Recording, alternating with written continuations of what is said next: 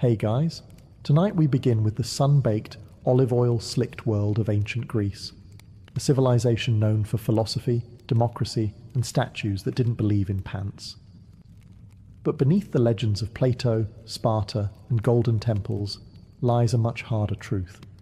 Because while ancient Greece gave us the roots of Western civilization, it also gave its average citizen a daily struggle you'd barely survive today. So before you get comfortable, take a moment to like the video and subscribe, but only if you genuinely enjoy what I do here. And let me know in the comments where you're tuning in from and what time it is for you. It's always fascinating to see who's joining us from around the world. Now, dim the lights, maybe turn on a fan for that soft background hum, and let's ease into tonight's journey together. Welcome to ancient Greece, where your day begins not with an alarm clock, but with the sun turning your house into a slow-cooking oven. Your home is a modest one, made of sun-dried mud bricks or rough stone, with small windows and no glass. Just wooden shutters to keep out the goats and maybe some breeze if the gods are feeling generous. There's no insulation, no ceiling fan, and certainly no such thing as personal space, unless you count the corner where the family goat doesn't sleep. You rise early, not because you're disciplined, but because it's already too hot to stay horizontal. In the summer, the stone walls absorb heat like a sponge, and by sunrise, your little house is radiating it back into your bones. In winter, those same walls turn into a freezer, and you're basically wrapped in a sheet hoping not to become a statue of frostbite. You probably slept on a thin mat or a straw-stuffed mattress. No pillows, just a rolled-up cloak, or maybe your arm. If you're lucky, the lice left you alone last night. But probably not. There's no running water. So your morning routine involves either walking to the public fountain or, if you're rural, hauling water from a nearby well. You carry it in clay jars balanced on your shoulders, while silently praying you don't trip and shatter a week's worth of back pain on the ground. To get clean, you don't bathe in the morning. That's saved for the end of the day, if at all. You might splash your face, rub some olive oil on your skin, then scrape it off with a strigil, a curved metal blade. Think of it as a spa day, but without the spa, the day, or any real effect, and don't even think about privacy. Your family lives in the same room. You sleep together, eat together, and argue over who tracked mud in from the street, because the street is also your hallway, your newsfeed, and your trash dump. You haven't even eaten yet, and already your back hurts. You're sweating, and your tunic is sticking in places no tunic should. And this is the best part of your day. So you've survived the sweatbox of a Greek bedroom. Time to fuel up, right? Welcome to breakfast in ancient Greece. A meal so minimal it makes modern intermittent fasting look like gluttony. Your first bite of the day? Barley bread. Stale, dense, and about as exciting as the dirt it was baked near. It's called maza, made from ground barley mixed with water, shaped into flat cakes, and left to bake either on hot stones or in the ashes of last night's fire. Think ancient granola bar, but without sweetness, texture, or joy. You might dunk it in watered-down wine, because, surprise, the water isn't always safe to drink. There's no filtration system, no boiling, no Brita pitcher in your clay pantry. So instead, everyone, from kids to elders, gets a cup of oinos mixed with water. Not for the buzz, but for survival. If you're wealthy, maybe you get a fig or two, some olives, or a smudge of goat cheese. But let's be honest, you're not wealthy. You're lucky if your bread isn't crawling with yesterday's flies and doesn't crack a tooth when you bite it. No coffee, no eggs, no fruit bowl, no honey, unless you live near a decent beekeeper and know how to bribe them. And don't expect to sit and relax. Meals are fast. No chairs, no forks, and certainly no mindful eating. You chew, you nod, and you get back to work. Oh, and if you're a woman, you don't even eat with the men. In many households, women and children eat separately, often after the males are done. So not only is the food bad, you also get to wait your turn to be disappointed. The irony: ancient Greeks are the same people who gave us symposiums, banquets, and poetic odes to wine. But breakfast, that's not worth a line of verse. It's utilitarian, dry, often literally burnt. and yet you chew through it like a champion, because it's the only thing standing between you and a full day of sun, labour, and arguing philosophers. Bon appétit. Just try not to crack a molar.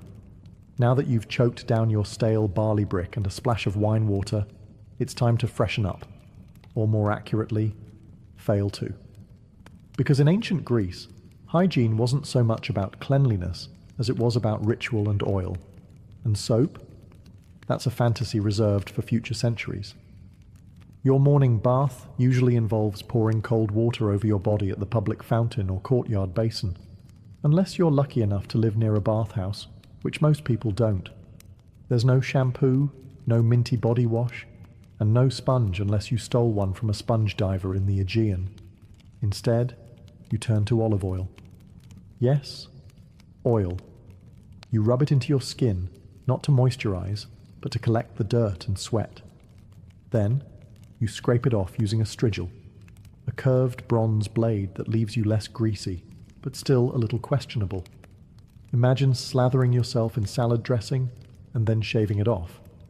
That's your skincare routine. And if you think that sounds glamorous, just remember, everyone else is doing it too, often in communal settings, naked, loudly. Hygiene is social in ancient Greece. Privacy is not. Now let's talk teeth. There are no toothbrushes, no toothpaste. Maybe you rub your gums with crushed charcoal or rinse with vinegar if you're fancy. But mostly, you chew on a twig and hope for the best. Dental hygiene is more about divine mercy than routine care. Body odor? Ubiquitous. Deodorant doesn't exist, but perfumes do, for those who can afford them. So you might dab a little myrrh or rose oil on your neck, right before walking 5 miles in sandals through the Athenian heat. The result?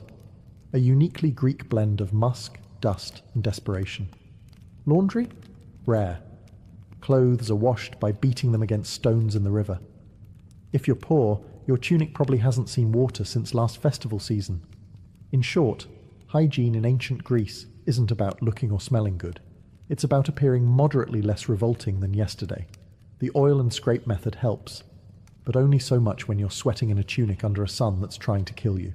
So yes, ancient Greece gave us democracy, philosophy, and architecture. But a decent shower, still waiting. Now that you've oil scraped your way into a new day, it's time to get dressed.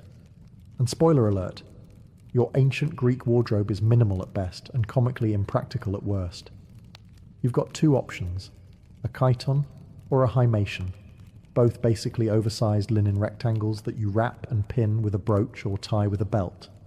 It's not tailored, it's not fitted, and it absolutely wasn't designed with windy days in mind. One wrong breeze, and suddenly your whole philosophical outlook is on display. Forget underwear, it's not a thing. And bras don't exist. So unless you're a Spartan woman trained to sprint and wrestle, you're just hoping your pins hold, and no one notices your wardrobe shifting like a loose curtain. Now, let's talk footwear. If you're lucky, you own a pair of leather sandals. If not, you're barefoot. And that means a full day of walking on sun-baked stone, goat-trodden dirt, and whatever the local market has squished into the roads. Imagine strolling across a skillet in July while dodging donkey dung. That's your daily commute. Of course, there's no sun protection, no hats unless you're a farmer or sailor, and no sunscreen because you live in 450 BCE, and science hasn't been invented yet. The Aegean sun? It doesn't care how philosophical you are. It will roast you. By noon your shoulders are burned, your feet are filthy, and your linen robe has stuck to you in 4 places that defy geometry. And don't forget, public nudity isn't shocking in Greek society. You might pass men at the gymnasium training in the buff, or even politicians delivering speeches in togas that barely hold together. Now, if you're wealthy, your tunic might be dyed, maybe a soft purple or saffron yellow, but most people wear off-white or brown, because dyes are expensive, and no one wants to waste good colour on the guy who fixes fishnets for a living. So you walk through your day dressed like a toga burrito, sunburned, sweating, and hoping your pin doesn't pop loose in front of the priestess. And the worst part? You're only halfway through your chores. Welcome to ancient Greece, where military service isn't a job. It's your civic duty, your social expectation, and sometimes your one-way ticket to an early grave. If you're a free male citizen, especially in Athens or Sparta, congratulations. You're automatically a soldier, whether you like it or not. By your teens, you're already training with wooden weapons and learning formations in the phalanx. That famous Greek battle strategy that involves standing shoulder to shoulder behind large shields and hoping the guy next to you doesn't trip. In Sparta, boys start military training at age 7 in the brutal agog system, a program that turns children into warriors by, essentially, starving, whipping, and isolating them until only the toughest remain. In Athens, things are gentler, but still mandatory. 2 years of training in your late teens, followed by decades of being on call. You don't get to say, I'm more of a thinker.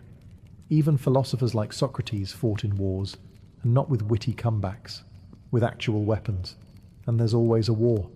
Whether it's Sparta versus Athens, Athens versus Persia, Sparta versus literally everyone, or just a neighbouring polis getting sassy about trade routes. Conflict is a way of life. Peace is just the pause between two invasions. Armour? If you can afford it, you get a bronze helmet, breastplate, greaves, a round hopland shield, and a spear. If you can't, well, try not to be in the front row. Leather and cloth don't stop arrows. The worst part? You supply your own gear. That's right, being a soldier is a BYOB situation. Bring your own bronze. Poorer citizens either beg, borrow, or fight lightly armed, which is Greek for more likely to die first.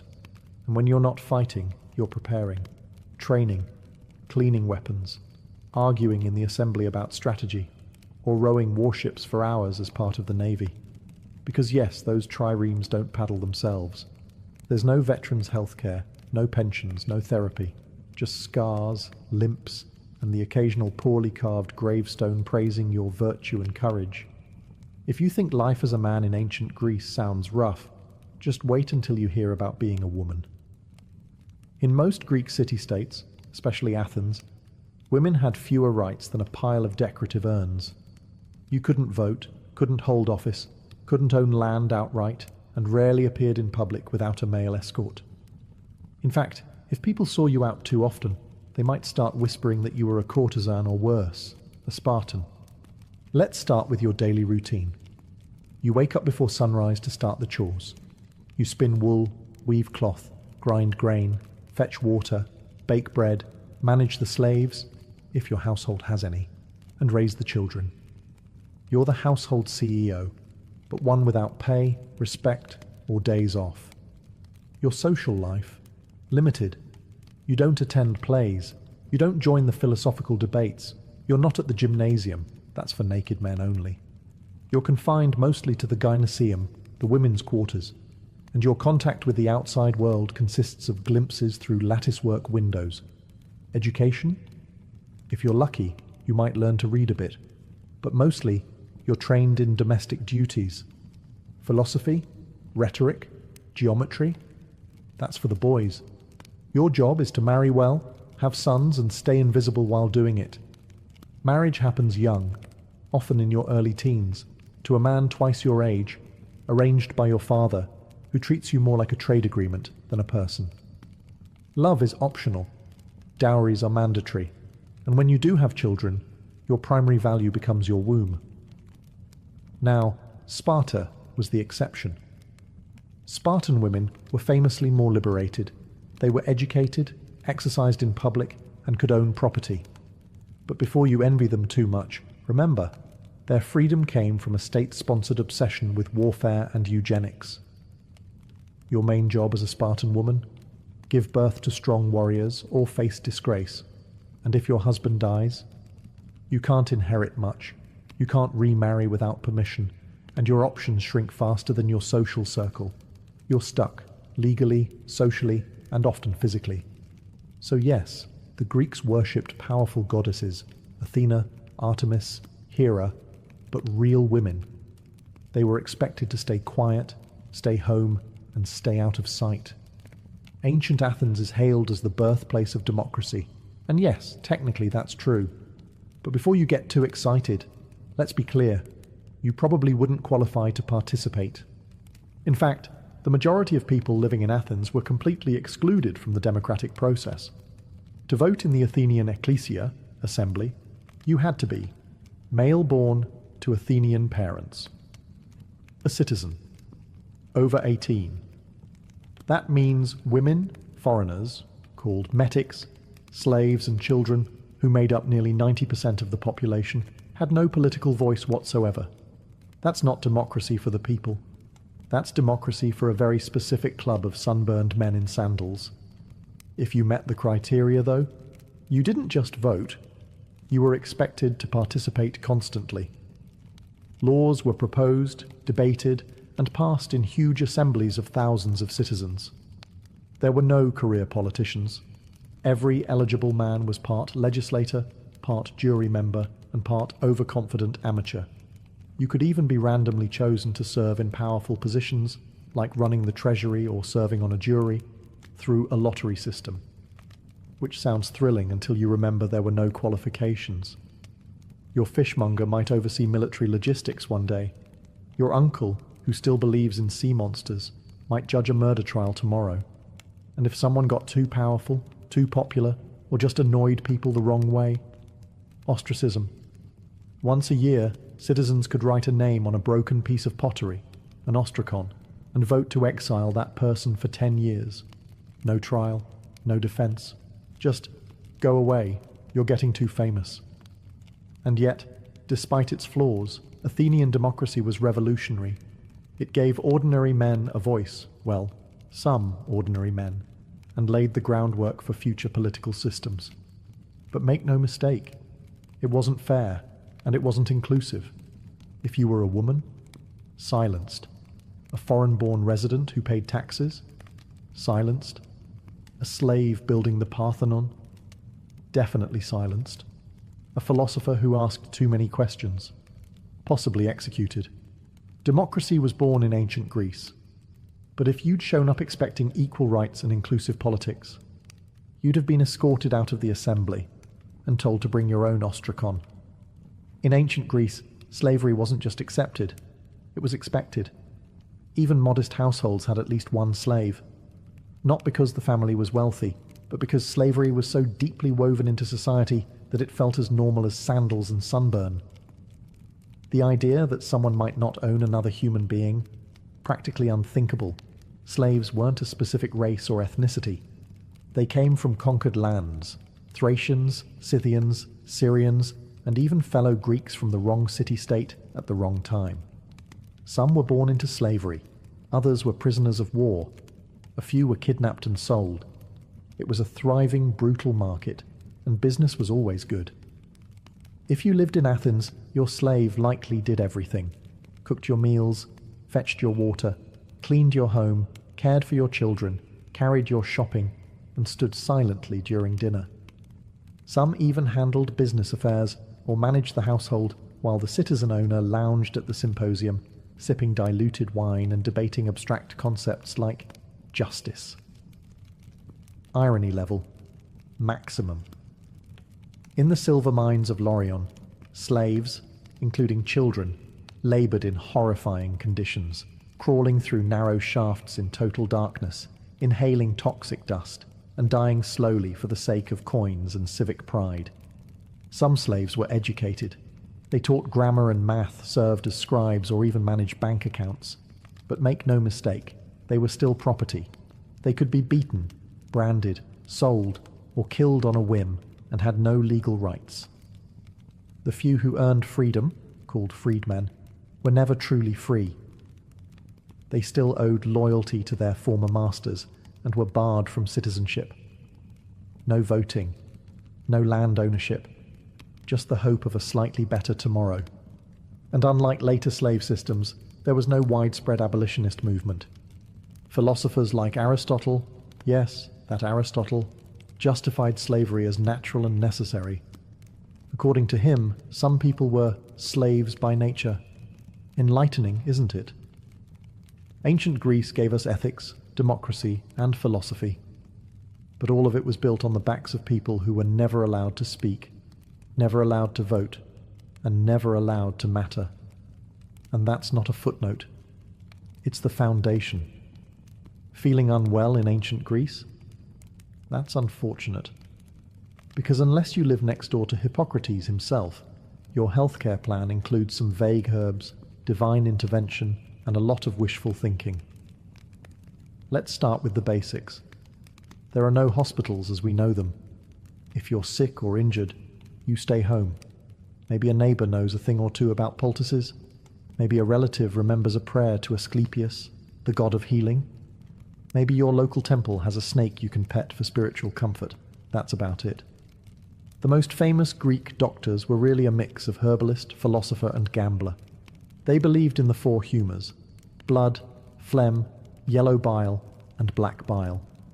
According to them, illness was caused by an imbalance in these fluids. So, if you had a fever, too much blood, time to drain it. Coughing, too much phlegm, try fasting. Melancholy, that's black bile. Maybe take a walk or stare at the sea dramatically.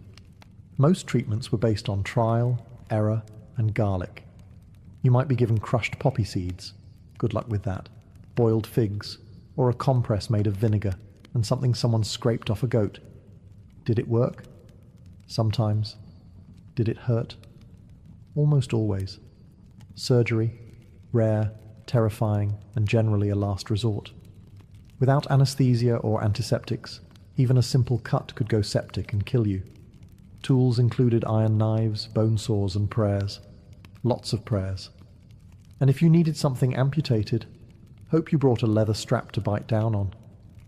Midwives handled childbirth, which was dangerous even on the best days.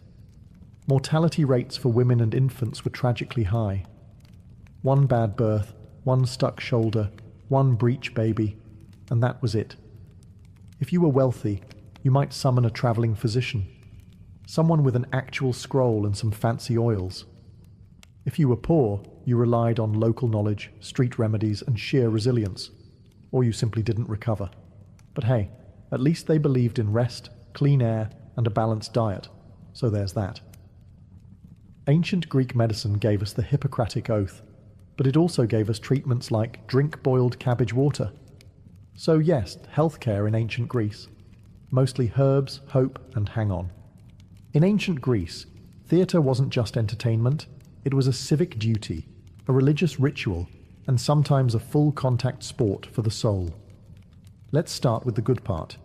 Theatre was free for citizens, assuming you weren't a woman, slave, or foreigner, in which case, good luck seeing anything.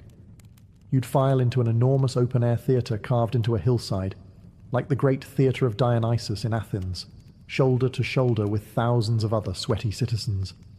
And you'd be there all day. Seriously, all day.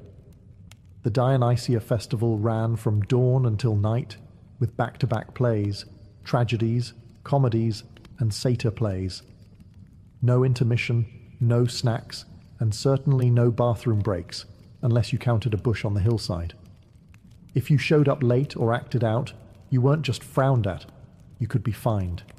The performances themselves? Wild. Tragedies were emotionally gutting.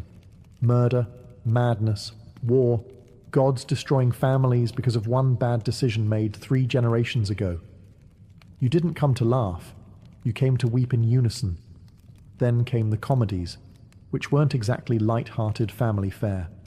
These plays mocked politicians, philosophers, entire cities, and bodily functions with stunning precision.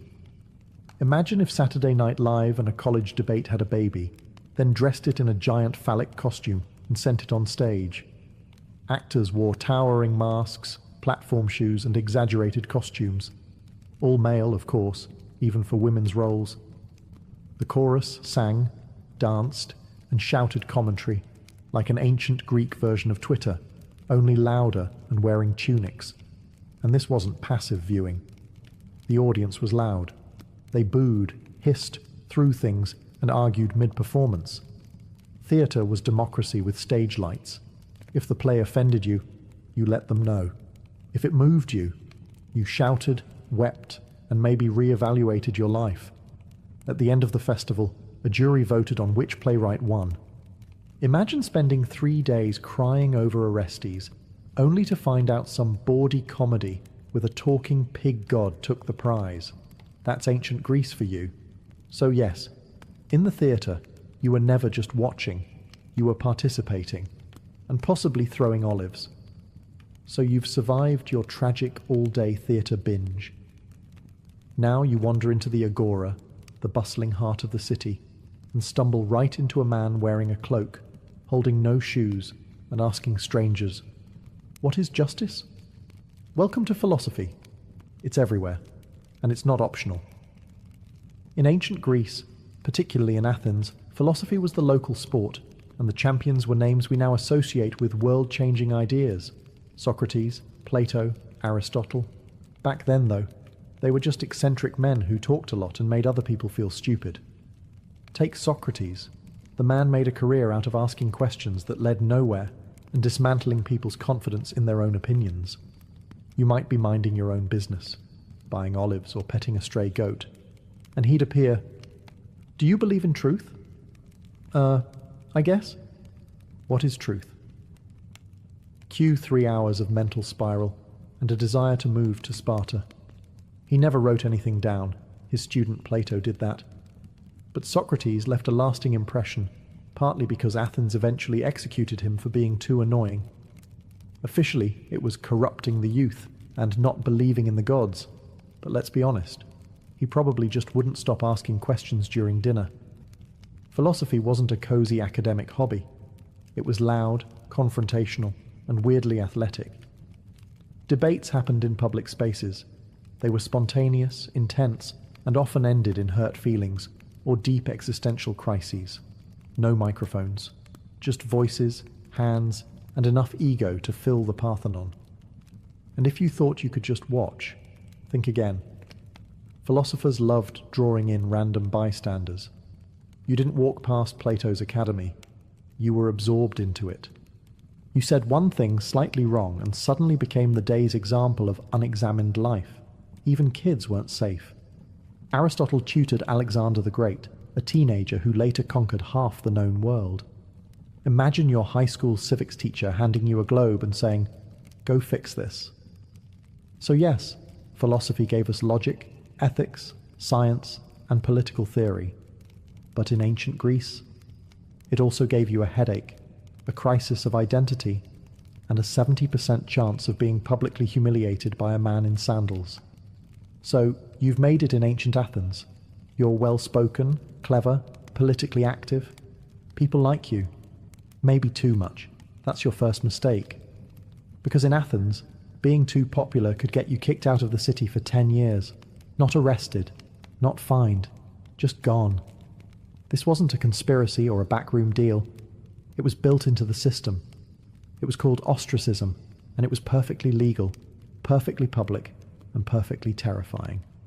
Once a year, the citizens of Athens would gather to decide whether to hold an ostracism vote. If enough people agreed, everyone wrote the name of a person they wanted exiled on a broken piece of pottery called an ostracon. If someone got 6,000 or more votes, they were banished. No trial, no explanation. Just pack your sandals and leave. You didn't have to be a criminal. In fact, most ostracized people had done nothing wrong, except get too influential. Maybe you were a war hero, a persuasive speaker, or just had great hair. Whatever it was, your fellow citizens decided you were becoming a threat to democracy. And democracy voted to yeet you into temporary oblivion. And here's the twist. It wasn't permanent. Ostracism lasted 10 years, after which you could come back like nothing happened. Your property was untouched. Your citizenship remained. No grudges. Just a decade-long vacation you didn't ask for. Some famous Athenians were ostracized. Aristides the Just was so well liked that someone allegedly voted against him just because they were sick of hearing how virtuous he was. Brutal. Even Themistocles, the military genius who saved Athens at the Battle of Salamis, got the boot once he got too cocky. Turns out, gratitude has an expiration date. Ostracism was meant to protect Athens from tyrants, but it often punished success. So if you were ambitious, you had to walk a fine line. Be respected, but not too respected. Popular, but not charismatic enough to worry people. Think of it like a reality show where the prize for winning too many fans is being exiled to the countryside with your dignity and olive oil stash. Athens gave birth to democracy, but it also invented cancel culture 2,500 years ahead of schedule. In ancient Greece, you didn't ask if you were going to die young. You just wondered how soon and how painfully. Life expectancy hovered around 30 to 35 years, and that was if you made it past infancy, which was no small feat. Roughly 1 in 3 children didn't survive childhood, thanks to disease, poor nutrition, and the fact that hygiene was, as we've discussed, more theoretical than actual. You could die from anything: a scratch that turned septic, a fever no one could explain, childbirth, a leading cause of death for women, or something as simple as drinking the wrong cup of water. Medicine was limited, and divine intervention wasn't known for consistency. If you lived in a city, disease spread fast. Cramped quarters, open-air sewers, and communal fountains made epidemics a regular part of life. The infamous plague of Athens during the Peloponnesian War wiped out 1/3 of the city. Thucydides wrote about it. Then he got it. Then, somehow, survived. Most weren't so lucky. War? Constant. If you were a man, odds were you'd die holding a spear or rowing a trireme. Even if you weren't killed in battle, injuries often turned fatal days later. No antibiotics. No stitches. Just hope and garlic compresses. And there was always the possibility of death by divine tantrum. Displease a god, forget a sacrifice, mock a temple statue, or speak ill of Zeus after 3 cups of wine, and you could find yourself on the wrong end of a lightning bolt, plague, or spontaneous goat stampede. Burial rites were important.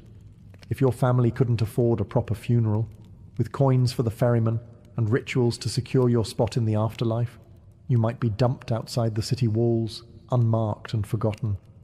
Not only was that tragic, it was spiritually dangerous.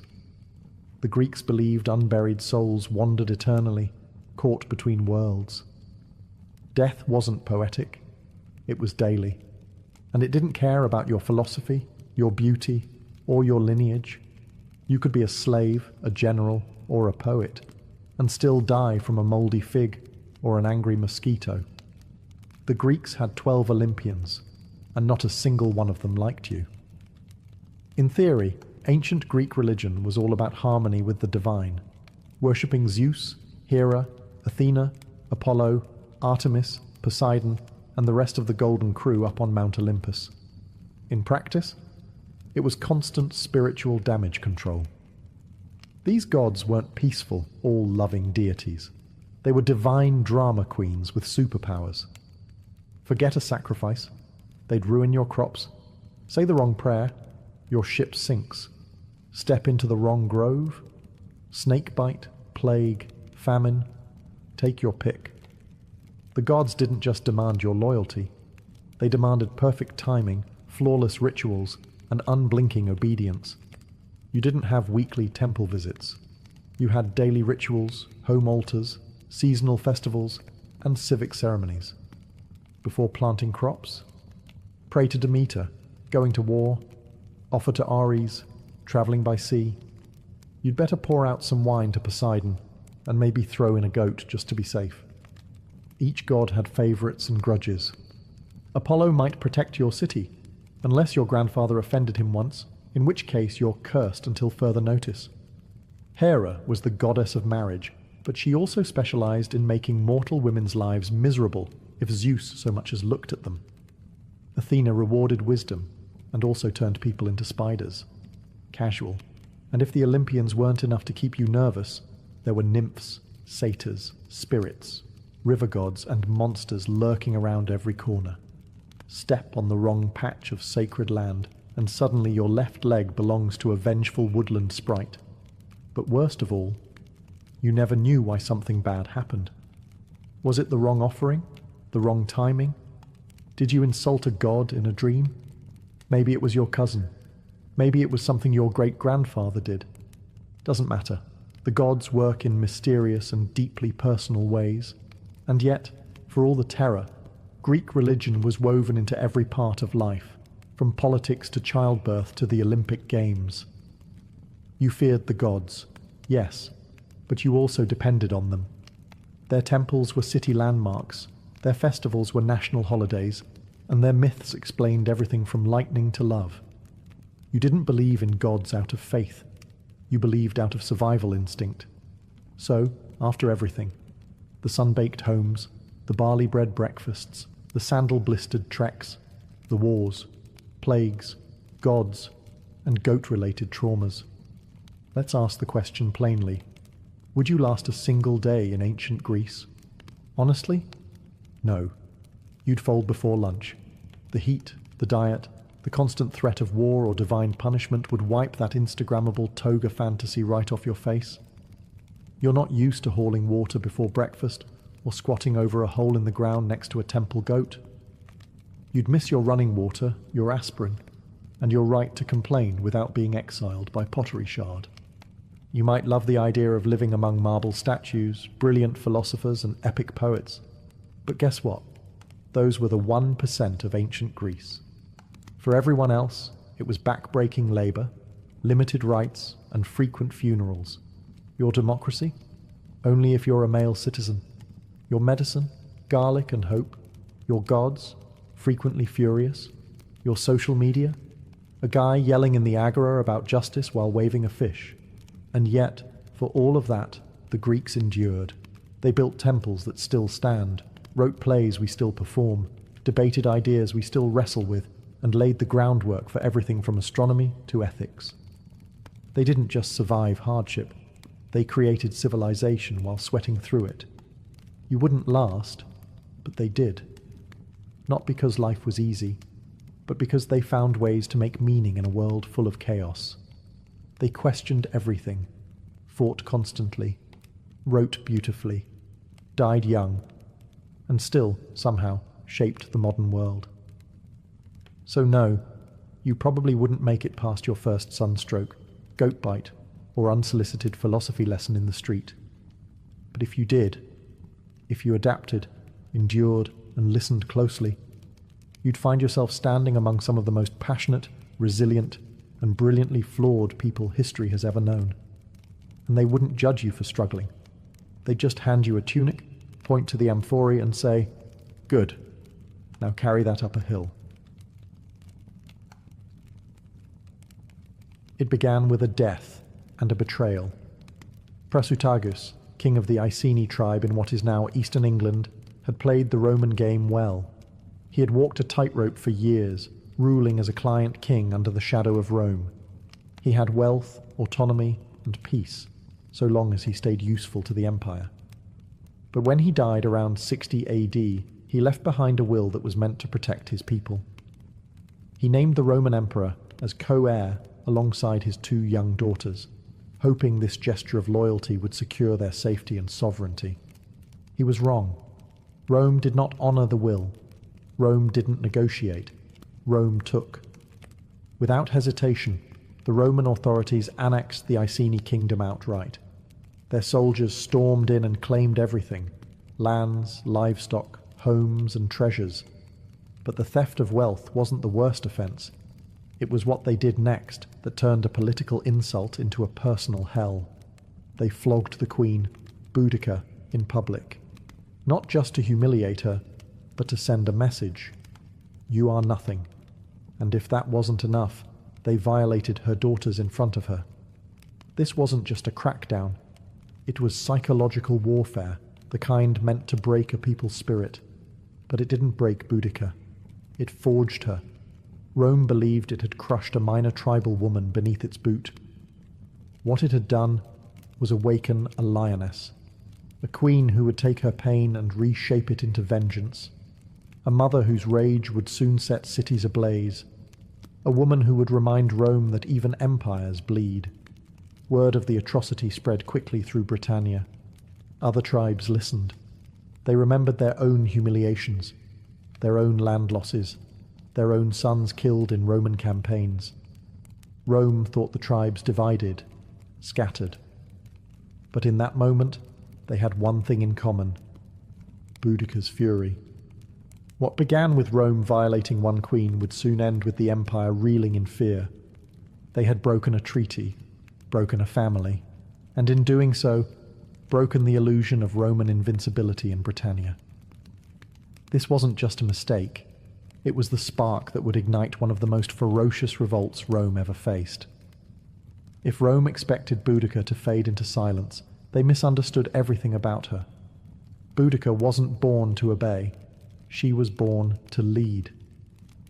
Described by Roman historians, who rarely complimented their enemies, as tall, fierce, with flaming red hair cascading down to her waist, and a voice that sliced through crowds like a war horn. She wasn't just a queen by blood. She was a symbol. And now, she was a threat. But before she became that threat, she became something deeper. A mother, with nothing left to lose. Roman brutality had tried to erase her dignity, her children's future, and her people's pride. But Boudica refused to be a victim. She understood what Rome feared most wasn't an army. It was unity. And so she began to forge it, one tribe at a time. First, the Trinovantes. They had once been powerful before Rome crushed them under taxes, land seizures, and slave labor. When Boudica spoke, she didn't speak like a diplomat. She spoke like a warrior mother, scarred but unbroken. She reminded them of their ancestors, of their gods, and of the earth they no longer owned. Her pain was their pain, her rage theirs too. Then the other tribes began to listen, the Corieltauvi, the Cornovi, even some of the Brigantes. Her cause was no longer about vengeance. It became a holy mission, to cleanse Britannia of Roman arrogance. She didn't promise safety, she promised glory, and death with honor, if it came to that, and they followed her. Because she did not stand behind her warriors, she rode among them, spear in hand, hair loose to the wind, eyes locked on the future. She called out the names of the raped, the enslaved, the executed. She summoned gods like Andraste, the Celtic war goddess, as her witness. And her warriors believed her when she said the gods would fight with them. She had no formal military training, no Roman strategy scrolls, but she had something deadlier. Righteous fury, sharpened by betrayal, guided by purpose. And the land itself seemed to shift under her command. This wasn't rebellion, it was resurrection. The Queen Rome thought it had broken was now the spearhead of a movement that would soon make the empire tremble. And she was just getting started. The Roman eagle had long soared over Britannia, but now the winds beneath its wings were changing. Boudica's fury wasn't a wildfire, it was a storm building with terrifying purpose. And storms need fuel. That fuel came from the thousands of Britons who had waited years, generations even, for someone to defy the empire. Someone to speak not in Latin, but in blood and iron. She gave them that voice. It started with war councils held under sacred groves and moonlit hills. Boudica didn't sit on a throne. She stood in the dirt with her people. She listened to the anger of tribal elders, to the sorrow of mothers, and to the chants of druids who saw omens in the sky. They all spoke of one truth. Rome had pushed too far. Now it was time to push back. Warriors from the Trinovantes brought spears, slings, and ancient battle chants. The Iceni added cavalry, swift riders with wild hair and war paint, fierce and fearless. Other tribes joined with axes, blades, and torches. Even women took up arms, inspired by their queen. This wasn't just an army forming, it was a resurrection of Celtic identity. But Rome had trained legions, professional soldiers, armored, disciplined, and lethal. Boudica had to make up for that with numbers, knowledge of the land, and something Rome could never teach, hatred forged in humiliation. Soon, Boudica's army swelled to tens of thousands. Farmers became warriors, hunters became assassins. Former Roman slaves and mistreated tribal allies switched sides. These weren't soldiers who fought for pay. They fought for memory, revenge, and the right to raise children without chains. She gave a speech, her first of many, Roman historians would later record her words, albeit with their bias. But what echoes through time is clear. She vowed to win or die. There would be no surrender, no submission, no turning back. Then came the first target, Camulodunum, once a British stronghold, now a Roman colony littered with temples, statues, and villas. The temple of Claudius stood as an insult, a shrine to the emperor who had conquered them. To Boudica and her warriors, it was not sacred. It was a provocation, and it would be the first to fall. The tribes were no longer whispering rebellion. They were marching toward it, armed with fury, and led by a queen who refused to kneel. Camulodunum never stood a chance. The once proud Roman colony had become a symbol of everything Boudica's people despised. Its streets echoed not with tribal chants, but with Latin commands.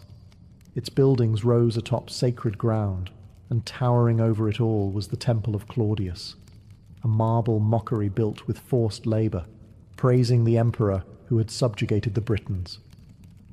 To Rome, it was a monument. To Boudica, it was a target. She gave the order. What followed wasn't a siege, it was an execution. Her army descended like a tidal wave. Roman settlers, many of them veterans who had bullied and taxed the local tribes, were caught off guard. The city had no proper walls. The few Roman soldiers stationed there were poorly prepared, expecting peace, not war. They tried to hold the temple, barricading themselves inside, believing it could endure a siege. It didn't. Within 2 days, Boudica's forces breached it. The streets ran red. They spared no one. Men, women, and children were slaughtered. Boudica's war wasn't just military, it was personal. Her warriors destroyed Roman statues, burned villas, and turned their rage onto the very symbols of occupation. The temple was set ablaze, its roof collapsing in a firestorm that lit the sky for miles. Survivors were rare, and those who did escape carried tales of horror that chilled Roman blood. The fury wasn't random. It was deliberate. These were people who had seen their homes taken, their gods mocked, their daughters sold. Now they were reclaiming what had been stolen, with interest. Roman officials sent pleas for help to Governor Suetonius, who was hundreds of miles away in Wales, suppressing another rebellion. But by the time he heard of Camulodunum's fall, it was already ash and smoke, a colony destroyed, its citizens dead, and the flame of rebellion rising higher. Boudica didn't stay to celebrate. There was no time. She knew Rome would respond, and hard. So she pressed on, knowing that each victory brought her momentum. Her next destination was a city larger, richer, and even more vulnerable, Londinium. If Rome hadn't taken her seriously before, they would now. Camulodunum was the beginning. But it wasn't revenge yet. Not until the empire's beating heart in Britannia felt the fire.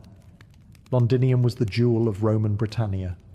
Founded just 17 years earlier, it had grown into a thriving hub of trade and administration. Merchants from across the empire filled its markets. Officials conducted imperial business under tiled roofs. Wealth flowed through its streets like water. But as Boudica's army marched ever closer, that wealth turned into panic.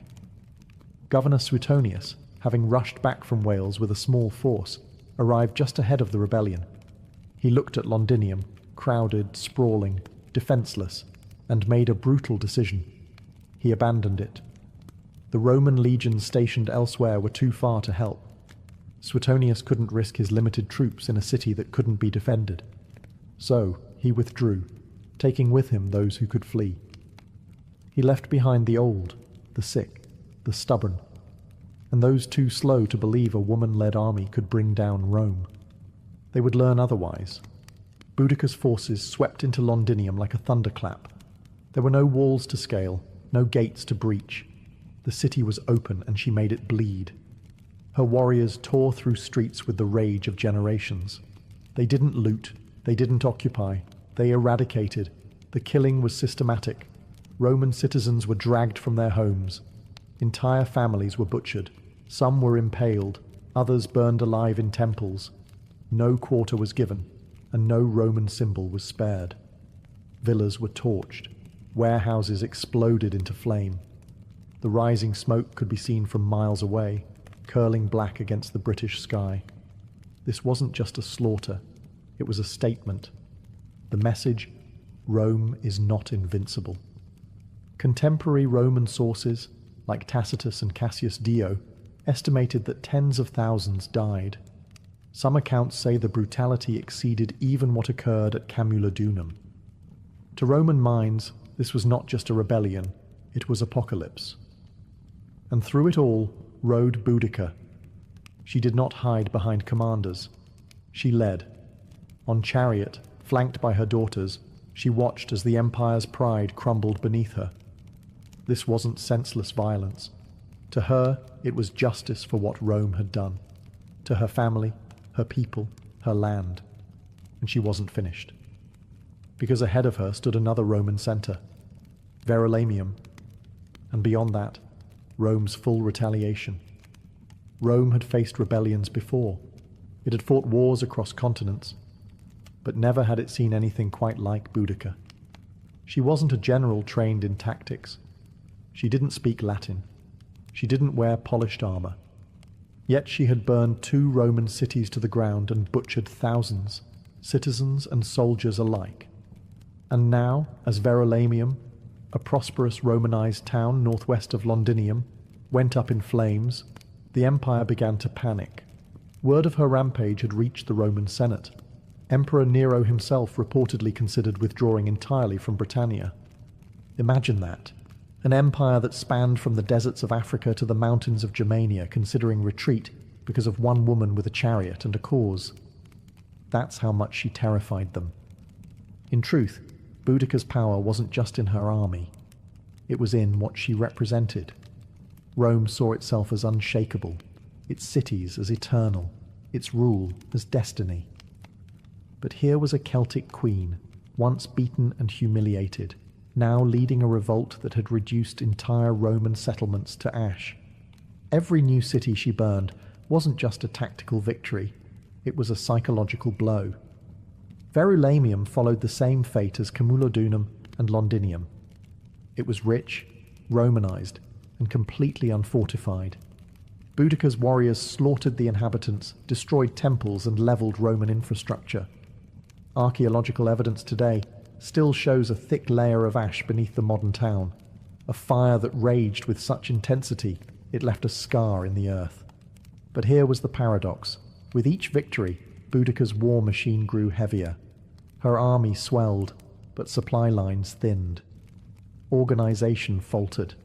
Drunk with success, some tribes grew careless. And Rome, known for its resilience, was regrouping.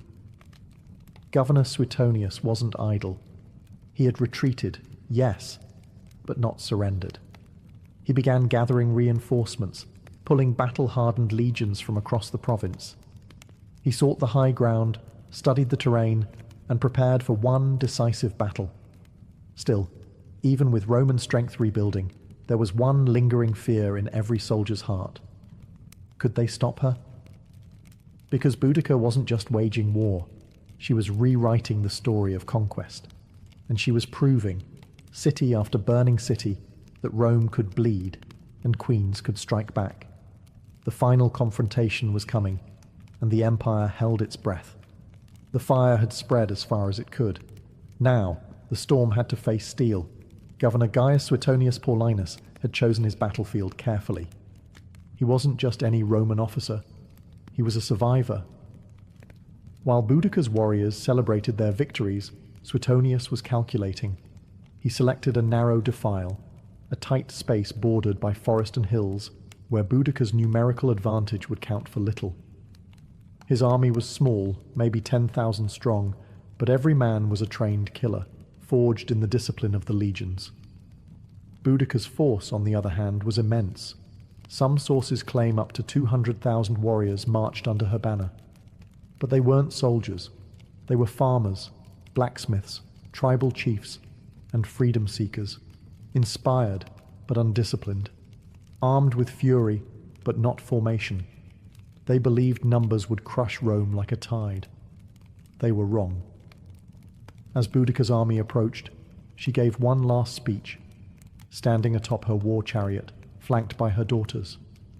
She reminded them of their suffering, of the floggings, the rapes, the stolen lands, the burnt homes. She called upon the goddess Andraste, invoked the ancestors, and vowed either victory or death. Her warriors roared in response. They believed the gods would carry them. Then the battle began. The Britons charged. They filled the field with a primal fury, but Suetonius held firm. He let them come close, packed tight in the narrow terrain. Then, with perfect timing, he unleashed the Roman counterstrike. Spears flew in tight formation, shields locked. Short Roman swords cut deep into the confused mass. Wave after wave of Britons crashed into an iron wall, and each time they broke.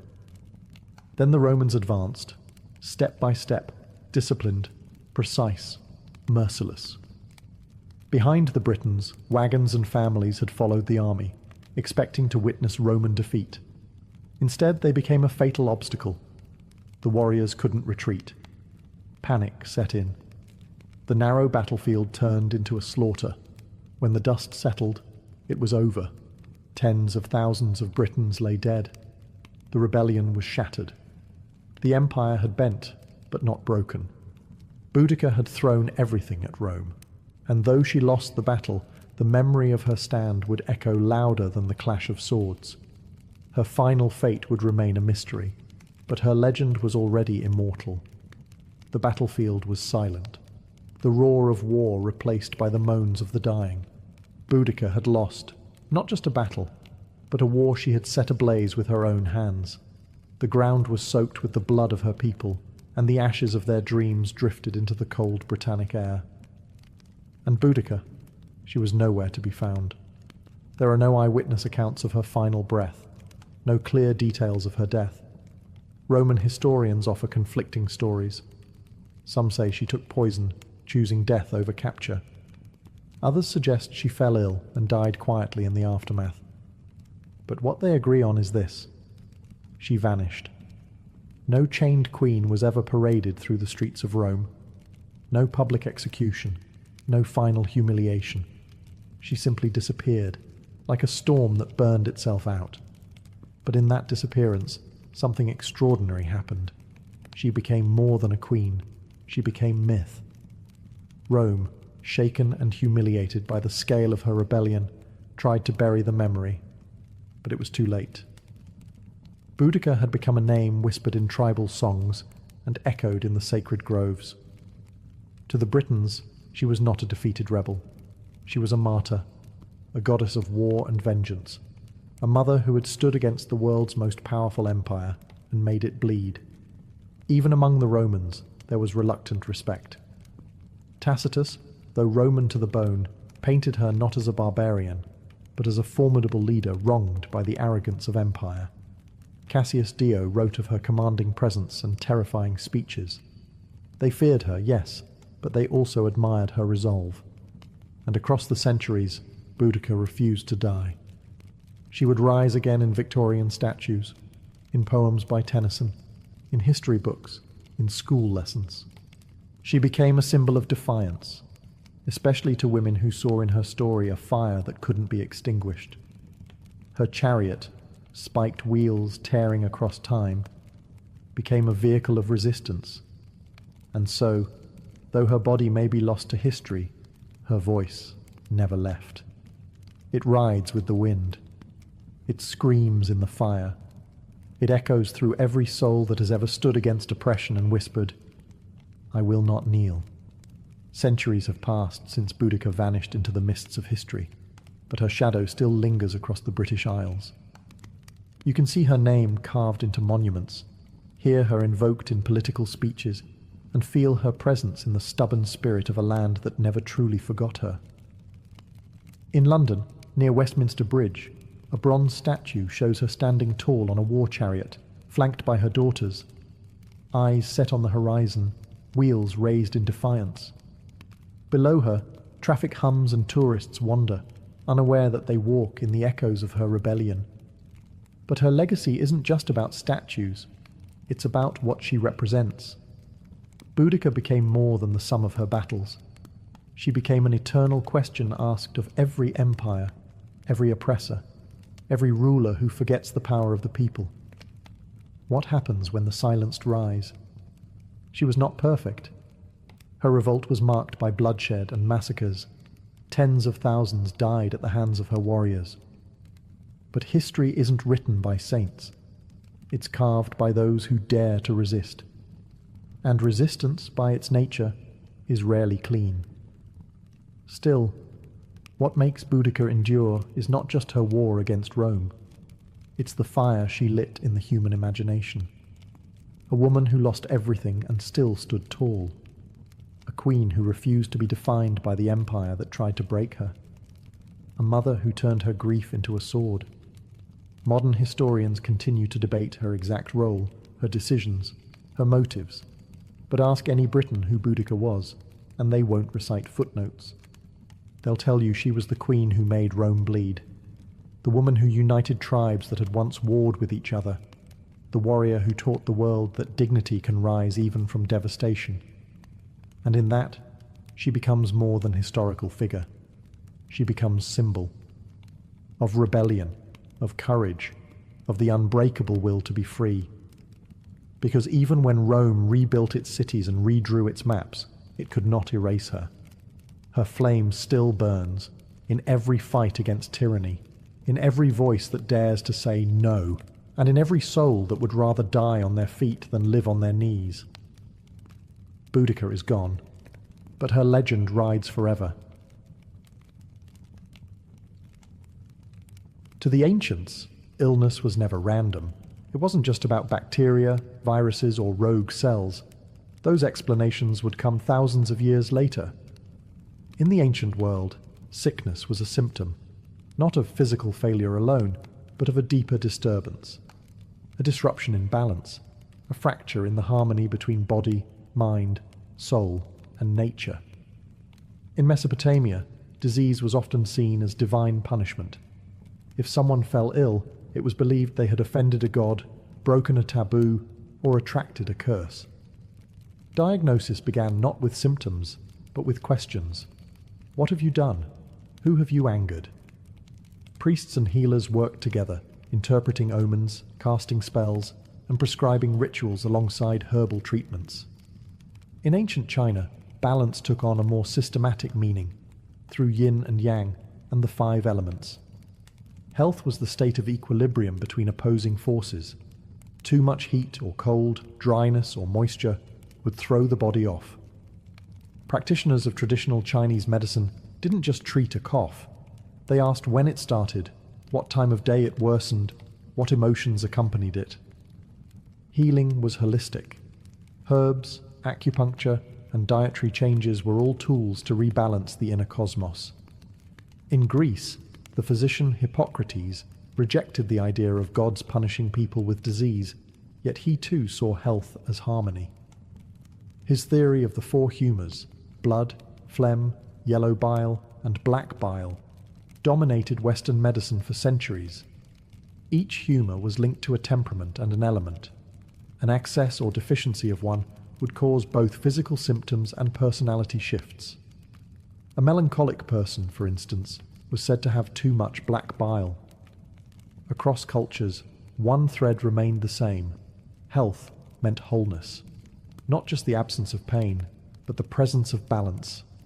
Whether it was the Ayurvedic concept of doshas in India, or the belief in spiritual possession in African healing traditions, ancient people understood that the human being was not isolated. We were part of nature, and nature, when disturbed, pushed back. So, when ancient healers laid hands on the sick, they weren't just looking for physical signs, they were listening for imbalance. And they believed that to heal someone, you had to treat the invisible forces just as carefully as the visible wounds. In the land of pyramids and pharaohs, medicine was both science and sorcery. Ancient Egyptian healers, called SWNW, were not merely physicians. They were sacred intermediaries between the body and the divine. Their medical practices were surprisingly advanced and yet deeply entwined with ritual and magic.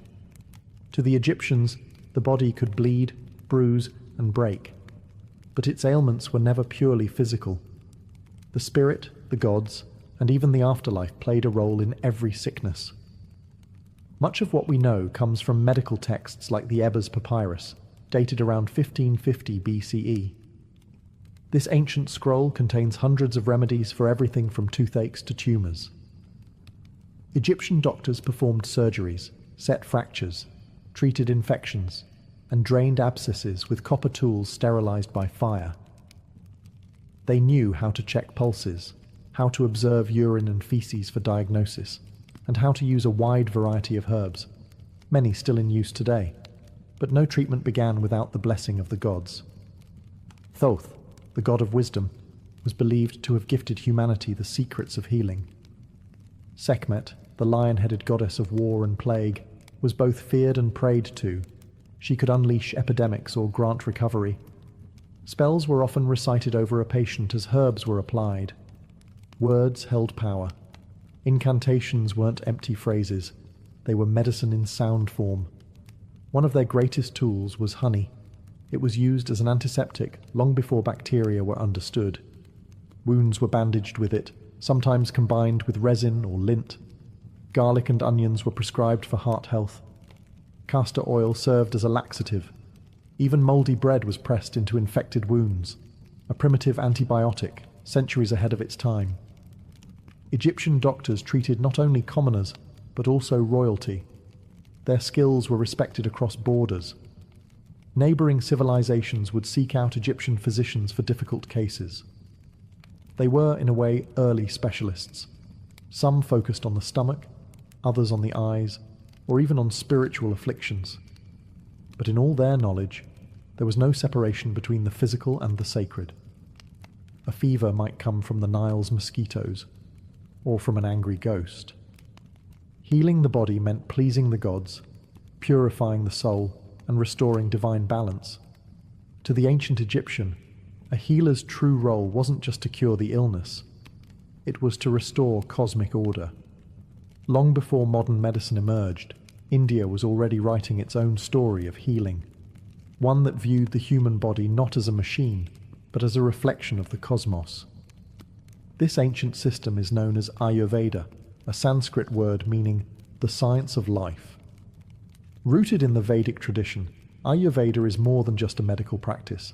It's a philosophy, a way of living in harmony with nature, seasons, and spirit. Central to Ayurveda is the concept of three doshas, Vata, Pitta, and Kapha.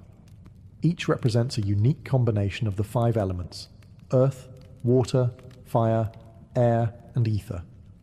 Vata governs movement, Pitta controls transformation, like digestion, and Kapha manages structure and stability.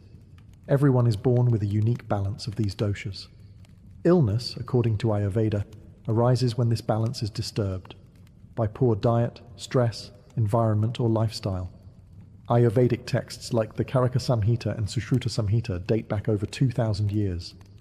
These detailed manuals offer not just herbal remedies, but guidance on surgery, obstetrics, psychology, and even ethics for physicians. Charaka focused on internal medicine, promoting prevention as the first line of defense. Sushruta, meanwhile, is remembered as a pioneer of surgery, describing over 300 surgical procedures and more than 120 surgical instruments, many carved from wood or metal. One of his most astonishing techniques was rhinoplasty, reconstructing a nose using a flap of skin from the patient's cheek or forehead. This wasn't cosmetic. It was often used to restore faces mutilated as punishment. Thousands of years before Western medicine caught up, Sushruta had already set the stage. But Ayurveda's strength lies in its holistic approach. Healing the body is inseparable from healing the mind and soul. Treatments include herbal medicine, yoga, breathing exercises, pranayama, oil massages, abhyanga, and meditative fasting. Plants like turmeric, ashwagandha, neem, and tulsi weren't just food. They were medicine, purifiers, and protectors of life force. An Ayurvedic healer might treat a fever not just with herbs, but by adjusting your sleep schedule, examining your emotional health, and cleansing your digestive fire, or Agni. Ayurveda teaches that you are not separate from nature. You are nature, and when you fall ill, it is nature's call to return to balance. In ancient China, health was never just about flesh and bone. It was about energy. The invisible, vital force called qi, pronounced chi, flowed through every living being, and the key to wellness was ensuring that qi moved freely, without blockage or excess. This foundational idea would shape one of the oldest continuous medical systems in the world, traditional Chinese medicine, or TCM. To understand illness, ancient Chinese physicians first had to understand nature itself. They observed the rhythms of the seasons, the phases of the moon, the behavior of animals, and the turning of the cosmos. From these patterns emerged two core principles: yin and yang, and the five elements: wood, fire, earth, metal, and water. Yin and yang represented balance in all things. Yin was cool, dark, passive, internal. Yang was hot, bright, active, external. Every organ, emotion, and function of the body was classified under these opposing but complementary forces. Health, then, was a dynamic balance between them. A fever wasn't just a rise in temperature, it was an excess of yang. Fatigue might signal a depletion of yin. Diagnosis was an art. Physicians didn't rely on tools, they relied on the senses. They examined the tongue, felt the pulse at multiple positions, listened to the tone of the voice, and asked questions about dreams, emotions, and bowel movements. Every detail offered insight into the balance, or imbalance, of qi. To restore health, they turned to a vast toolkit. Acupuncture, the insertion of fine needles into precise points along the body's meridians, was used to unblock qi and restore flow. Moxibustion, the burning of the mugwort herb near these points, was used to warm and stimulate circulation. Cupping, herbal formulas, qigong exercises, and strict dietary adjustments all played vital roles. The ancient text Huangdi Neijing, or the Yellow Emperor's Inner Canon, compiled around 2,000 years ago, remains the foundation of TCM today. It didn't just list diseases, it explored causes, prevention, and lifestyle. It taught that emotions like anger, grief, and fear could disrupt organs, and that healing required emotional balance as well as physical remedies. Chinese medicine never separated the person from the world around them. To treat the body, one must treat the climate, the soul, and the unseen energy within. In every heartbeat, the ancients believed, qi was speaking, and the healer's task was to listen. In the temples of ancient Greece and the forums of Rome, medicine began to step away from the divine and into the realm of reason.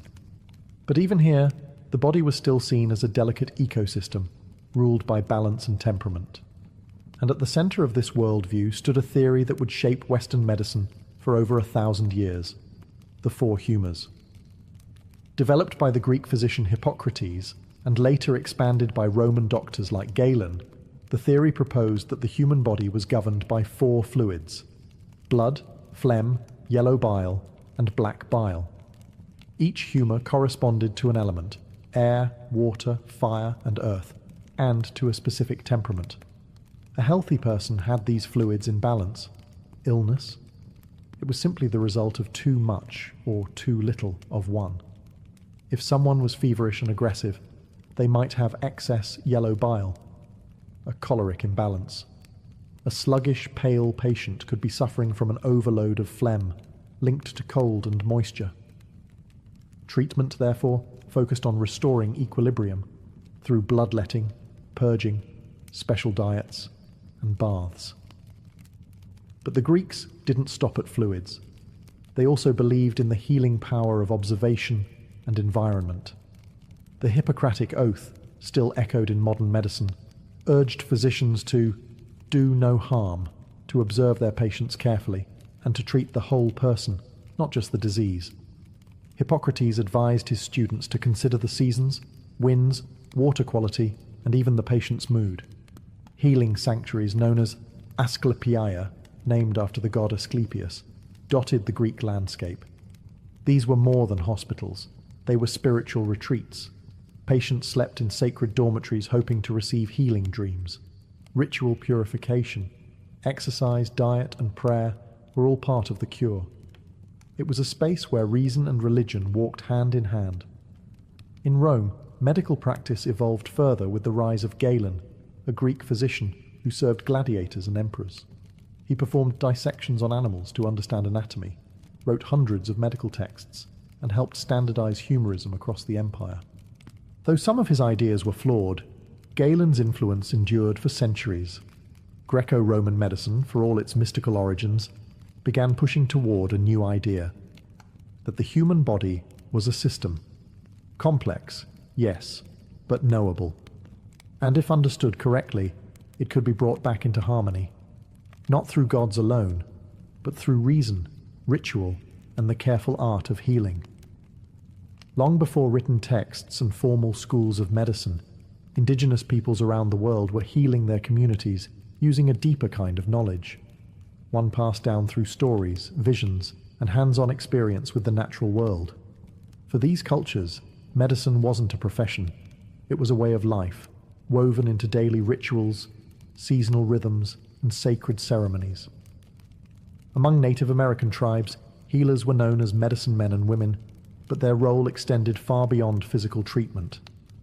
They were spiritual guides, storytellers, counselors, and keepers of ancestral knowledge. Illness was seen as a disruption in the person's relationship with nature, with the tribe, with the spirits, or with themselves. Healing required more than herbs. It required reconnection. Plants were central to this practice. From the Cherokee to the Lakota, each tribe held encyclopedic knowledge of the land: what root to chew for pain, what leaf to brew for fever, what bark to crush for wounds. Sage, cedar, sweetgrass, and tobacco were sacred, used in smudging rituals to cleanse body and spirit. Yet medicine was never just about the ingredient. It was also about intention, ceremony, and respect. Healers often worked in tandem with spiritual forces. They conducted sweat lodges, vision quests, and drumming circles. Illness could be caused by a breach in taboos, spiritual possession, or even soul loss, a condition where part of the individual's essence had fled due to trauma. In such cases, rituals like soul retrieval were performed, calling the spirit back through chanting, dancing, or guided trance. The same deep reverence for nature is seen in indigenous traditions across the globe. In the Amazon rainforest, shamans rely on powerful plant medicines like ayahuasca, a hallucinogenic brew used not for recreation, but for healing insight. They believe the plants themselves are teachers, revealing the roots of suffering through visions. In Aboriginal Australia, bush medicine includes herbs, clays, and rituals passed down through the dream time, the ancestral era that still guides indigenous identity. Healing here is about balance between body, land, ancestors, and songlines. These systems were never written in books. They lived in the songs, dances, and landscapes of the people. To indigenous healers, modern medicine may have its machines and laboratories, but the earth has always been the first pharmacy. And healing is not about defeating disease, it's about remembering who we are. Across every ancient civilization, regardless of language, geography, or belief system, there was one constant: the conviction that healing required more than herbs and surgery. It required spirit. Whether illness was seen as divine punishment, soul imbalance, or a breach with sacred forces, ancient people believed that true healing began in the unseen world. And the doorway to that world was ritual. In Mesopotamia, long before the rise of formal medicine, people turned to exorcists and priests to battle illness. Diseases were believed to be caused by malevolent spirits or offended gods. Clay tablets reveal detailed healing rites, where chants were whispered as poultices were applied. Special figurines were buried beneath houses to ward off sickness. Rituals weren't separate from treatment. They were the treatment. In ancient Egypt, no physician worked without invoking the gods. Before applying honey to a wound or bandaging a limb, the healer often recited prayers to Thoth, god of wisdom, or Sekhmet, goddess of healing and wrath. Illness wasn't just a physical attack, it was a cosmic imbalance. Healing meant realigning the patient with Ma'at, the principle of truth, order, and harmony. In many African traditions, healers called Ngangas or Sangomas used drumming, dancing, and divination to diagnose and cure. They spoke with ancestors, summoned spirits, and often entered trance-like states to travel the spiritual realm on behalf of their patients. Herbs were important, but the unseen world was always consulted first. Even in classical Greece, ritual played a role. In the Asclepiaea, sacred healing temples, patients underwent rituals of purification, fasting, and prayer. At night, they slept in enkoimateria, dreaming beneath statues of Asclepius, the god of healing. These dreams were interpreted by temple priests to guide treatment. Ritual wasn't superstition. It was structure. It gave shape to suffering, a language to pain, and a sense that the illness had meaning. Through symbolic acts, people could transform fear into hope, isolation into connection, and chaos into control. And more than that, it reminded them that they were not alone. Even today, science studies the placebo effect, the power of belief, the healing impact of intention. The ancients didn't need the data. They already understood. Sometimes, a word spoken in reverence can heal deeper than any blade, because not all wounds are visible, and not all medicine is made of matter. When we think of ancient surgery, we often imagine crude tools, trembling hands, and unbearable pain. But the truth is far more impressive and more human. Across the ancient world, surgery was practiced with surprising precision. These early healers didn't have anesthesia, X-rays, or antiseptics.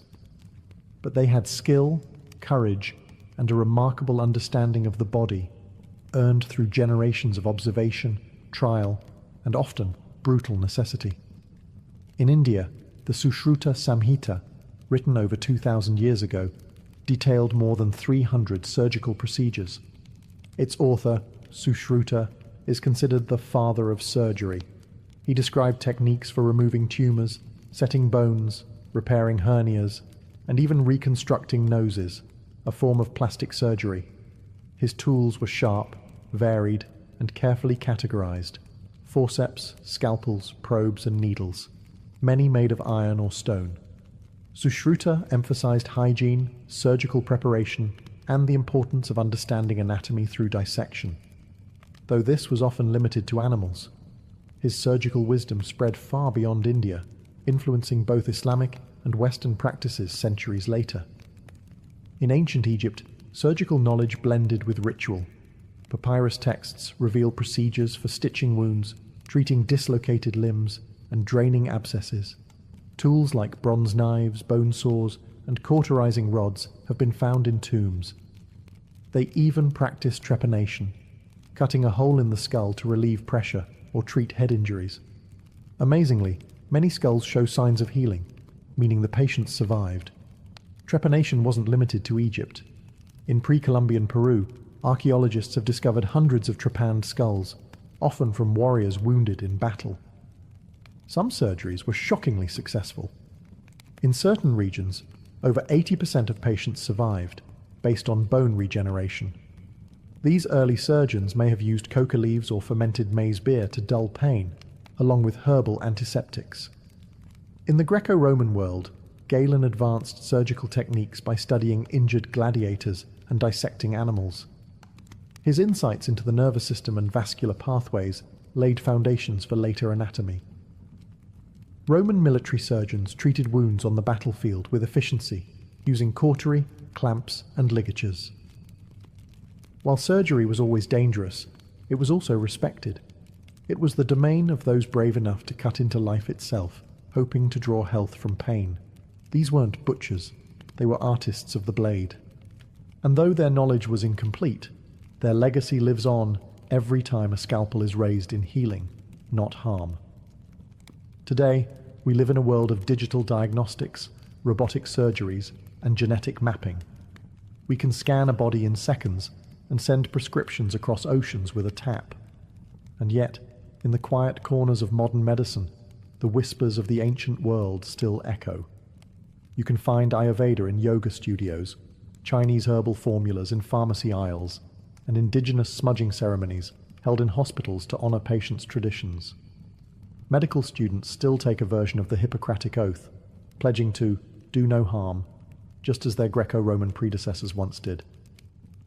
In operating rooms, we use precision tools that trace their lineage back to Sushruta's iron instruments. Concepts like holistic care, preventative medicine, and mind-body connection, now cornerstones of integrative health, are rooted in the wisdom of ancient civilizations who saw healing not as a task, but as a relationship. Even modern science has come full circle. Research increasingly confirms what the ancients believed, that stress, isolation, and emotional trauma can weaken the immune system, disrupt sleep, and cause physical pain. Meditation, once a spiritual discipline, is now studied for its effects on brain health. Forest bathing, derived from Shinto and indigenous nature practices, is prescribed for anxiety. And the placebo effect, healing powered by belief, continues to puzzle researchers who once dismissed it. It's easy to see ancient medicine as outdated.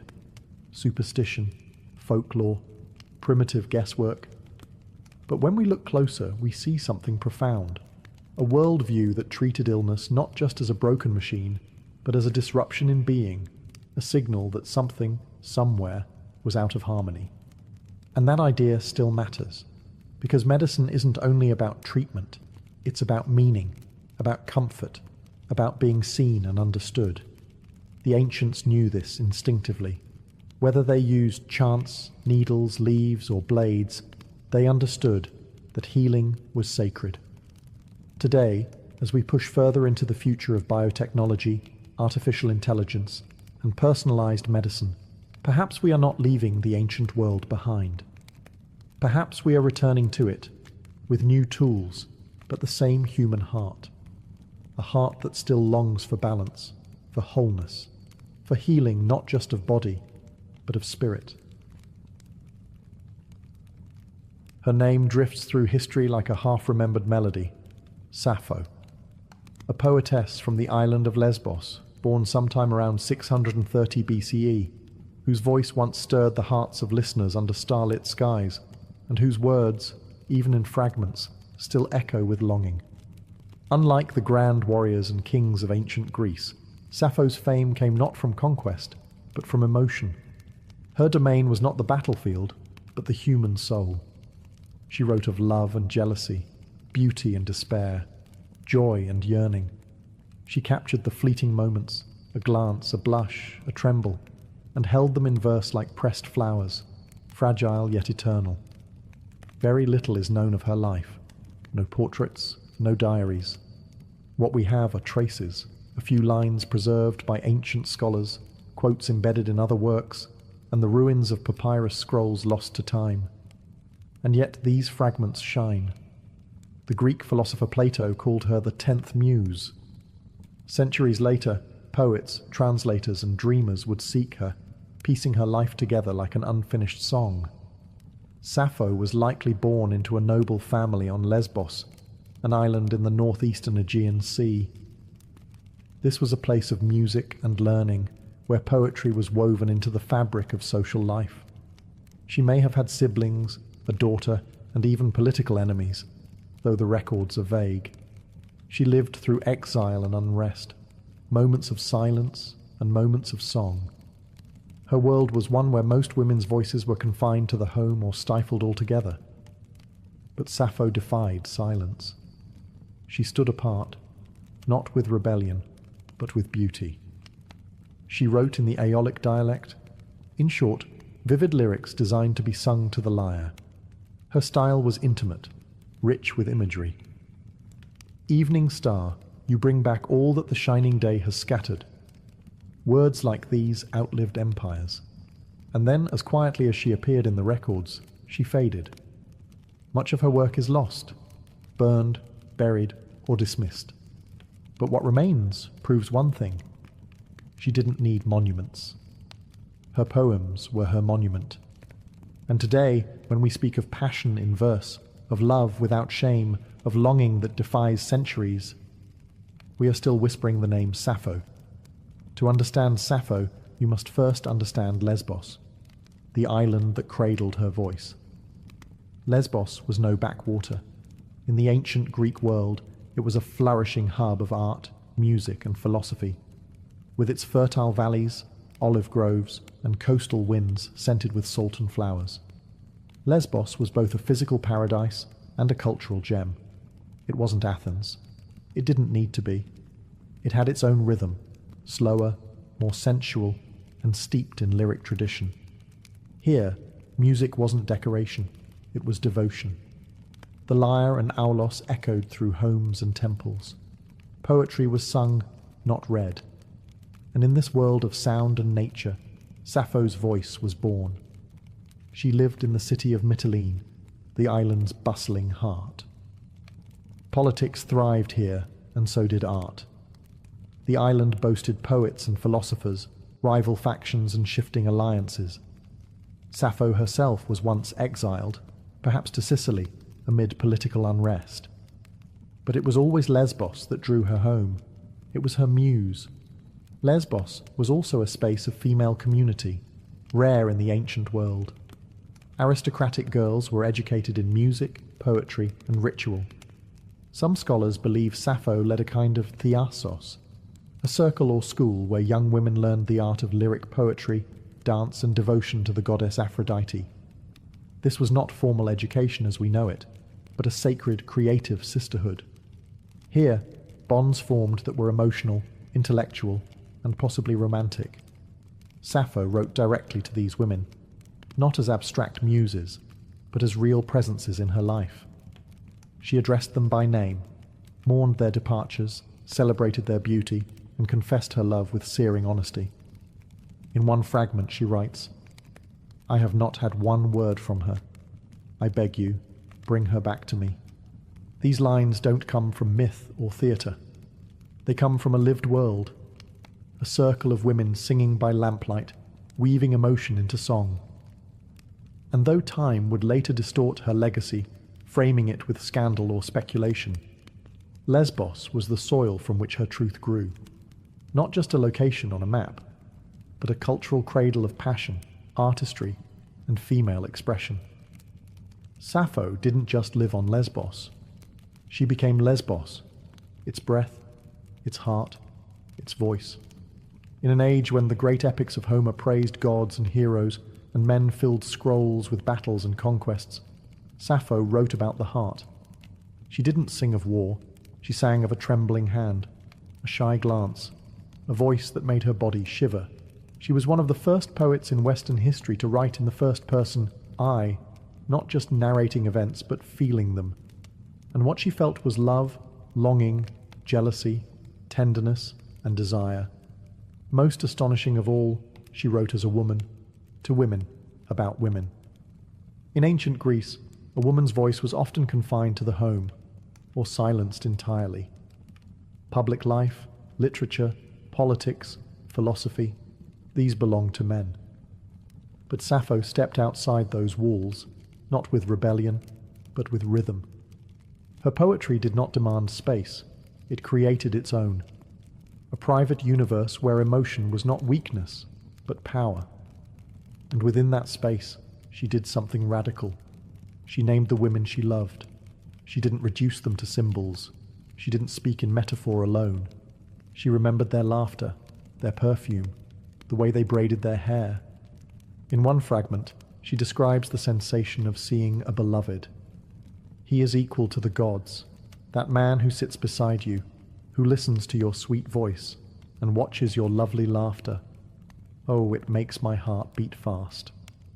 Here, Sappho is the onlooker, watching the woman she adores speak to another. Her jealousy is quiet, aching, deeply human. In just a few lines, she captures the full weight of unrequited love, something every listener, then or now, can understand. Her words carried the erotic, but never the vulgar. She wrote of sensuality with the care of a painter, the curve of a neck, the softness of sleep, the way moonlight touched skin. She didn't separate beauty from intimacy. They were one. Because of this, later centuries often misunderstood or censored her. Some tried to erase her queerness. Others mythologized her heartbreak into tragedy. But none of that diminishes the truth of her voice. A woman who wrote honestly, lyrically, and bravely about love. Not in theory, but as someone who had lived it, deeply, openly, and without apology. Sappho didn't just write poetry, she composed music for the soul. Her verses were never meant for silent reading. In ancient Greece, poetry was alive. It was sound, breath, vibration. Sappho's form was the lyric, short and intensely personal, meant to be performed with a lyre, a small stringed instrument cradled in the lap, plucked gently while the voice carried the words like a breeze over the sea. This was the heart of lyric poetry, and it's where the word lyrical comes from. The poetry wasn't epic.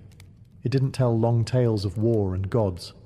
It was intimate, emotional, and immediate. The lyric was a whisper, a confession, a love letter sung beneath fig trees or in candlelit rooms. And Sappho was its undisputed master.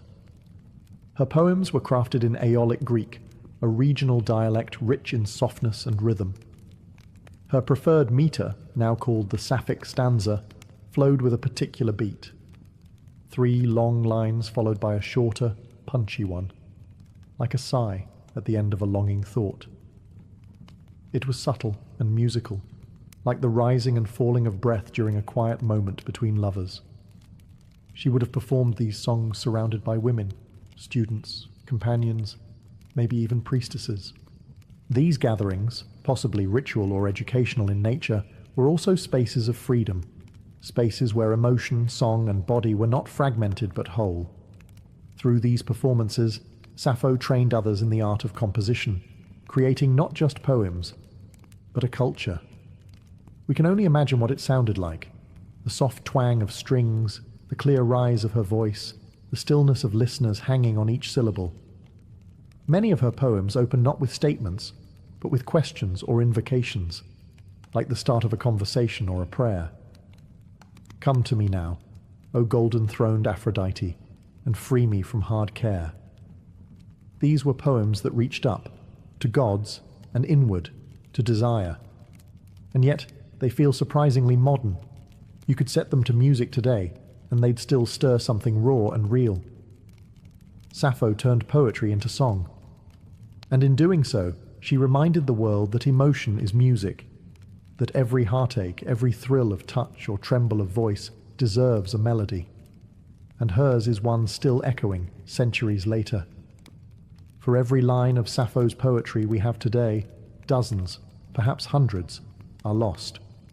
What remains are fragments, shards of emotion and sound, phrases ripped from their original songs, drifting across time. Some are complete stanzas, others are mere whispers, a single word, a sliver of longing, a closing thought without a beginning. And yet, even these broken pieces pulse with life, like embers glowing in the ash of something once brilliant. Why did so much vanish? Time, war, and deliberate destruction. Sappho's works were once collected into 9 volumes, organized in the famed Library of Alexandria. These were likely copied and recited throughout the classical world. But with the fall of that library, much of ancient literature was lost. Later, as Christian influence rose, many works deemed pagan or immoral were suppressed, neglected, or intentionally burned. Sappho's poetry, filled with passion, especially same-sex love, made her a target. By the medieval period, she became a ghost. Her name survived, but her voice was nearly silenced. Only through quotations by other authors, preserved in grammars, commentaries, or philosophical works, did bits of her poetry escape extinction. These fragments were often cited for their style or vocabulary, not for their emotional force, yet the feelings still bled through. Then came the papyri. In the late 19th and early 20th centuries, Archaeologists digging in the sands of Oxyrhynchus, Egypt, uncovered thousands of scraps of ancient manuscripts, among them torn and faded lines of Sappho, bits of songs that had not been seen for over 1,000 years. More discoveries followed. In 2004, a nearly complete poem was found on a papyrus wrapped around a mummy in Germany. Each recovery felt like a resurrection, and yet so much remains missing. We read her today in echoes. What we long for is not just what she wrote, but what she might have said if history had let her speak without interruption. Still, there's something hauntingly fitting in this survival through fragments. Sappho wrote about impermanence, about fleeting moments, about beauty that slips through the fingers like sand. And so perhaps it is appropriate that her poetry arrives to us not as a monument, but as a mystery, a puzzle pieced together by lovers of language, of music, of the heart. A voice once drowned in fire, still burning. Sappho's poetry was too honest to escape judgment. In her lifetime, she was admired, celebrated even, as a master of lyric poetry. Plato called her the 10th muse, placing her among the divine. Yet, as centuries passed and cultures shifted, her legacy became twisted, silenced, or scandalized, depending on the times. Why? Because she wrote about love, and not the kind history was comfortable remembering. Much of her poetry centers on deep affection and desire for women. She praised their beauty, mourned their absence, confessed jealousy, and celebrated their intimacy. In her world, this was not strange. In the cultural setting of Lesbos, especially among aristocratic women, close emotional and possibly romantic bonds were accepted, even honored. But later generations, especially under Roman, Christian, and Victorian values, struggled with this. Rather than confront her truth, they rewrote her story. Medieval scribes ignored her. Renaissance translators softened her language. Victorians labelled her a tragic romantic, heartbroken over a man, even inventing the myth that she leapt to her death from a cliff over the love of a ferryman named Phaon, a tale that appears nowhere in her authentic work. This invented story served a purpose: to erase her queerness, to make her pain more palatable, her desires more conventional. Some critics reduced her poetry to merely educational or platonic. Others dismissed her altogether as indecent. And yet, she persisted. Even in scandal, Sappho's name survived. In the 19th century, when open discussion of same-sex love was still taboo, her legacy quietly became a coded symbol for queer identity. The words sapphic and lesbian became terms for romantic love between women, rooted directly in her name and her home. She became, without ever intending to, a figure of resistance, a poetic ancestor to those whose loves were silenced. And still today, debates echo. Who was she? A teacher? A lover? A myth? A threat? But maybe the better question is, why are we still afraid of her truth? Sappho didn't write to fit into categories. She wrote what she felt. She named beauty, confessed longing, and lived through verse. Her scandal wasn't in her actions, it was in her honesty. She dared to write desire. And for that, history tried to muffle her voice. But it never could. If there was one divine presence that hovered over Sappho's life and work, it was Aphrodite, goddess of love, beauty, and irresistible desire. To Sappho, Aphrodite wasn't just a myth. She was a muse, a confidant, even a kind of companion in moments of passion and heartbreak. Many of Sappho's most powerful verses are not just about love, they are prayers to Aphrodite, invocations, pleas, arguments made in verse when the weight of longing became too much to bear. In her most famous surviving poem, Ode to Aphrodite, Sappho doesn't simply praise the goddess. She speaks to her directly, almost like a friend who's heard this pain before. Come to me now, if ever you have answered my voice in the past. Free me from hard care. Fulfill all that my heart longs to achieve. There is no shame in this vulnerability, no fear in expressing desire. Sappho's love is never portrayed as sinful or weak. It is divine, something sacred enough to bring a goddess down from the heavens. In the ancient world, Aphrodite wasn't just about romance. She ruled over attraction, seduction, the chemistry between bodies, the ache of separation. To call on her was to recognize that love could wound just as much as it could thrill. Sappho captured that duality perfectly. She didn't idealize love. She lived inside its contradictions. She wrote of its sweetness and its sting, its beauty and its cruelty. In another poem, she writes, "Love shook my soul like the wind on the mountain troubling the oak trees." Here, love isn't gentle, it's violent, elemental, something that tears through the self without asking permission. By placing Aphrodite at the center of her emotional world, Sappho elevated longing into something mythic. Her poems blurred the line between the personal and the divine, between everyday emotion and cosmic force. And in doing so, she helped build a literary legacy where love wasn't just a theme, it was a form of worship. For Sappho, Aphrodite wasn't an abstract deity. She was a mirror, a force that reflected back all the intensity, the confusion, and the beauty of the human heart. And in every line of Sappho's verse, the goddess of love listens and replies. Like her poetry, Sappho's death is a mystery wrapped in myth. No one knows exactly when she died, how old she was, or even where she spent her final years. Some say she died peacefully on Lesbos, surrounded by the sea and the songs she loved. Others, especially later Roman poets, spun tragic fables, that she leapt to her death from the white cliffs of Lefkada, heartbroken over an unrequited love for the handsome ferryman Phaon. But there's no historical evidence for that story. It seems more like an invention, a way for a male-dominated literary tradition to reframe her love and suffering into a heterosexual tragedy.